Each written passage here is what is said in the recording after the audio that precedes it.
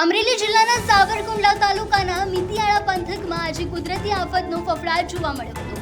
માત્ર 5 કલાકના ટૂંકા ગાળામાં ત્રીજી વખત ધરતી ધ્રુજી ઉઠતા સ્થાનિકોમાં ભયનો માહોલ છવાયો છે।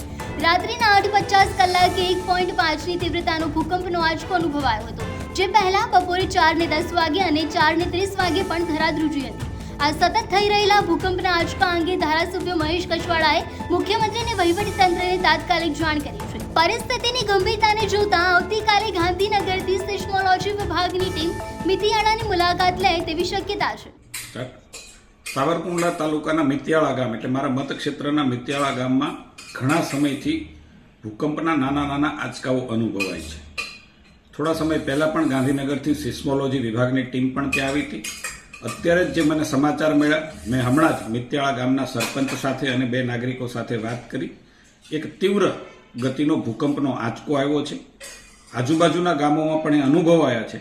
મેં તાત્કાલિક માનનીય મુખ્યમંત્રી શ્રી સાથે પણ વાત કરી છે, માનનીય કલેક્ટર શ્રી અમરેલી સાથે, ડેપ્યુટી કલેક્ટર શ્રી સાથે વાત કરી છે।